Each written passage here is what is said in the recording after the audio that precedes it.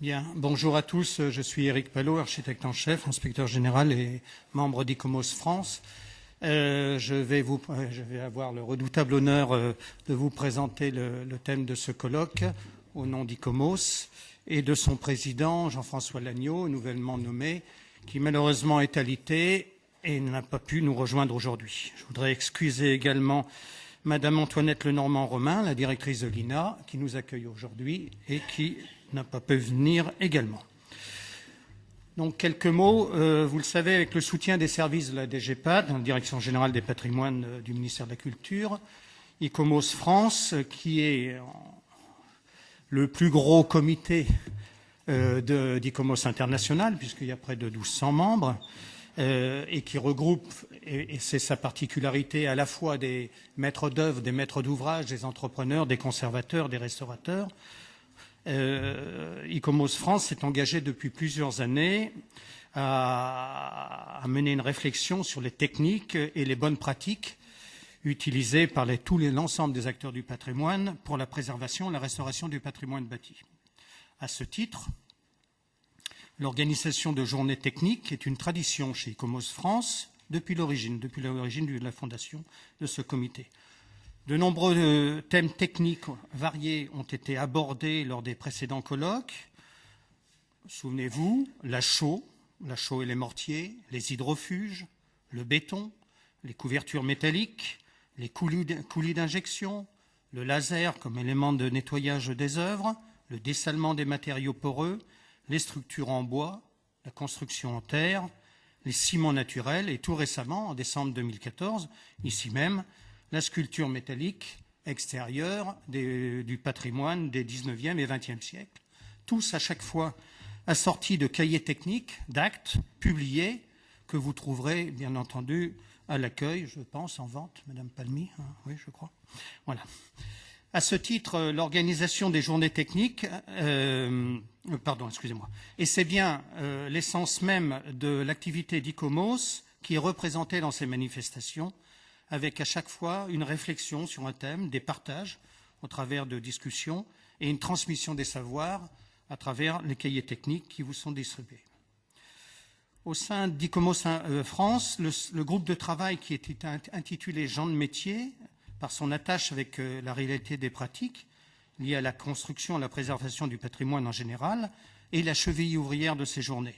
C'est un groupe assez passionnant et piloté par Isabelle Palot-Frossard, ex-directeur du LRMH, maintenant directeur du C2RMF, qui, par la variété des termes abordés, des problématiques soulevées et des pratiques analysées, œuvre à la fois la connaissance et la diffusion des techniques, où chaque rencontre organisée est un temps fort sur le plan de la formation, de l'information et même sur le plan humain. ICOMOS France donc poursuit aujourd'hui sa réflexion et s'associe cette fois au LRMH, le laboratoire de recherche des monuments historiques, ainsi qu'au Corpus Vitrearum, pour organiser le 9e forum sur la conservation et la technologie du vitrail, un colloque international intitulé aujourd'hui « Le vitrail, comment prendre soin d'un patrimoine fragile ». Et le thème principal, vous l'avez vu, ce sera l'entretien des vitraux, thème jamais traité et pourtant si essentiel pour nous tous, amateurs comme conservateurs et restaurateurs, de cette formidable expression artistique qu'est le vitrail. Donc cette session comprendra 2 jours de conférences, une journée de visite avec des sites emblématiques du patrimoine parisien. Le choix des intervenants, minutieux je l'espère, promet des exposés et des débats riches et instructifs. J'attends personnellement beaucoup de la table ronde que nous organiserons en fin de journée pour bousculer un petit peu nos pratiques et nos habitudes en termes d'entretien. Vous savez que c'est une véritable problématique importante pour le vitrail en France. Je voudrais dire encore que c'est la 2e fois qu'ICOMOS France organise un tel forum. Le précédent, nombreux étaient là, avait lieu à Troyes en 2001. Troyes, cette ville de Champagne qui possède désormais une cité internationale du vitrail, je pense que d'aucuns en parleront tout à l'heure, et qui, vous le savez sans doute, accueillera l'an prochain, à l'été 2006, mais je crois que Michel Hérol en parlera, le prochain comité du Corpus. Je voudrais enfin rappeler que l'organisation de tels forums ouvert à tous les praticiens de la conservation des vitraux, a lieu tous les 2 ans dans différents pays d'Europe et du monde. C'est une activité principale du comité du corpus scientifique international pour la conservation des vitraux, comité qui est un comité mixte regroupant à la fois le corpus et ICOMOS International, présidé également par Isabelle Palot-Frossard. Une autre activité de ce comité est de produire et d'éditer des directives pour la conservation des vitraux, directives que vous trouvez disponibles, on avait dit qu'on les projetterait, sur le site à la fois du corpus et du comité international. Voilà, donc je vous souhaite à tous de passer une bonne journée, de prendre du plaisir et de participer de manière assidue et directive à ces journées. Bonne journée. Au revoir.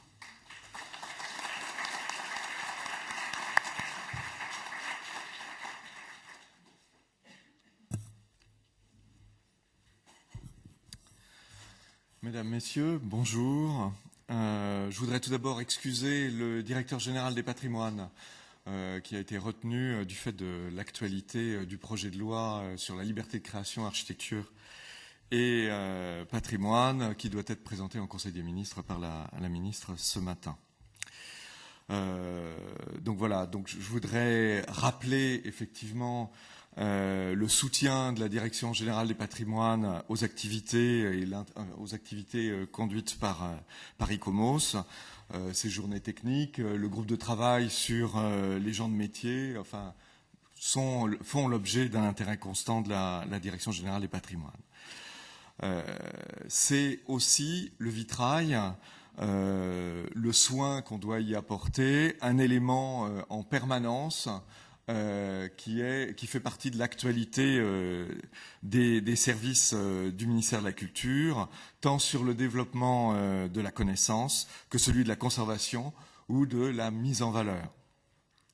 En effet, donc, le ministère et la Direction générale des patrimoines, ou ses prédécesseurs en quelque sorte, soutiennent l'opération de recensement des vitraux depuis 1952, tel qu'il avait été initié par le Corpus Vitrearum, repris et développé par le Centre André Chastel, auquel nous mettons d'ailleurs, enfin le ministère veille à mettre à disposition un certain nombre de personnels du ministère de la Culture.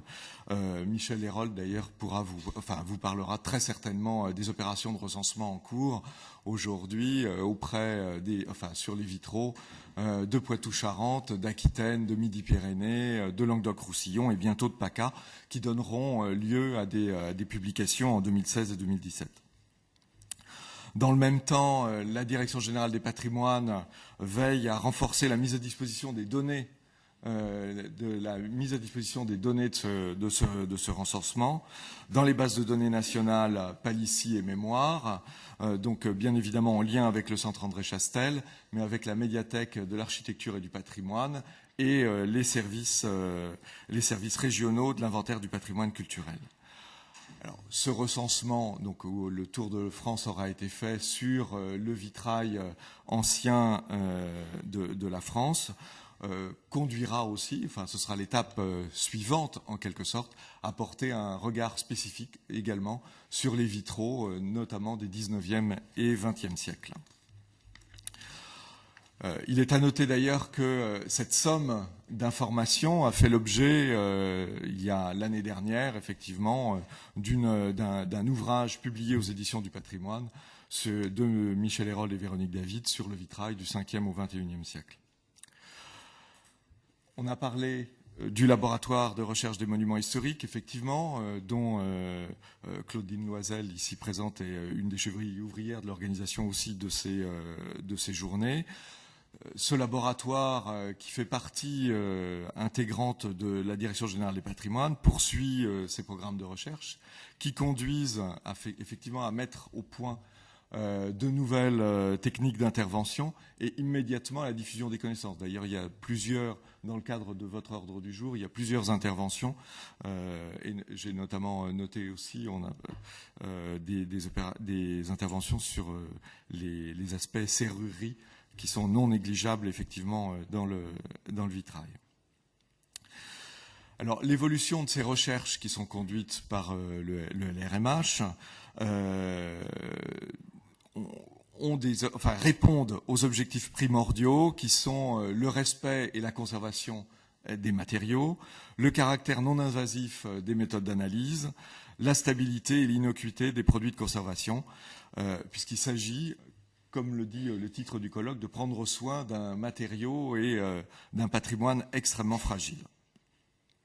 Alors, tous ces éléments conduisent à essayer, dans les années à venir, je pense qu'il faut renouveler en fait l'offre de formation par le biais de l'INP ici même, en fait, dans ces murs, et puis l'école de Chaillot, à destination tant des maîtres d'œuvre que des personnels des conservations régionales des monuments historiques, de façon à rendre de plus en plus, encore plus pertinent à la fois les diagnostics, mais également l'exercice du contrôle scientifique et technique.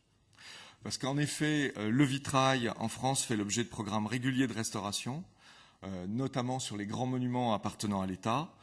Depuis plusieurs dizaines d'années, en fait, des programmes importants de restauration ont concerné les grandes cathédrales de France, Chartres, Tours, Bourges, Auch ou Amiens ou Strasbourg, sans oublier l'opération majeure qui a vu le jour en Île-de-France sous l'égide du Centre des Monuments Nationaux et avec le concours de la Fondation Velux sur la Sainte-Chapelle, sans parler des études qui sont conduites sur les vitraux de la basilique Saint-Denis.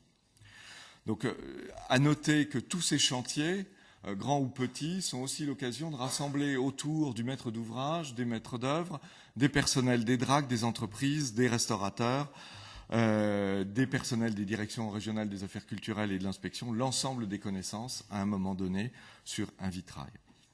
Ça peut donner également l'occasion d'outils de médiation en fait de ces chantiers. C'est le cas, très récemment effectivement, par le biais du Centre des Monuments Nationaux sur la restauration de la Sainte-Chapelle. Alors, j'ai parlé de Velux, effectivement, à l'occasion de la Sainte-Chapelle. Il est certain que plusieurs de ces opérations n'auraient pas pu être menées sans des mécènes qui sont constants, en fait, dans leur intervention. Et je note, et je ne peux que me féliciter de ce point de vue-là, notamment de la signature, en 2013, mais elle court aujourd'hui, de la 5e convention avec... signé entre le ministère de la Culture et de la Communication et la Fondation Gaz de France. Tous ces travaux sont conduits, se poursuivent en dépit, en quelque sorte, des contraintes budgétaires, puisque ce que nous souhaitons également, parallèlement à la restauration et à la conservation de l'ensemble de nos patrimoines, c'est maintenir un niveau de commande publique qui nous semble absolument indispensable pour maintenir et développer l'ensemble des savoir-faire, des compétences, des restaurateurs spécialisés, des maîtres verriers, gens de métier, dont on constate que souvent les structures économiques qui les abritent sont fragiles. J'ai parlé des grandes cathédrales. Il y a également le patrimoine verrier dans l'ensemble des communes de France. Et dans la mesure où l'entretien du patrimoine vitré participe du bon état, du clos et couvert, qu'est la priorité d'action en termes de conservation des monuments historiques, le ministère, la Direction générale des patrimoines et la sous-direction des monuments historiques restent effectivement très vigilantes au regard des programmations des DRAC qui le démontrent tous les ans, au maintien des travaux, des investissements d'entretien dans le patrimoine des communes. Alors on a parlé de conservation, restauration. Il faut voir que c'est pas le seul élément. On a également beaucoup de création. Ça, c'est pour les recensements à venir. Création de vitraux, alors soit dans le cadre de la commande publique, je rappellerai Cahors, Tours, Bayeux, pour lequel j'ai présidé la Commission nationale des monuments historiques la semaine dernière, ou encore avec l'apport de mécènes, et là on peut citer très récemment Reims, mais également Strasbourg ou Metz.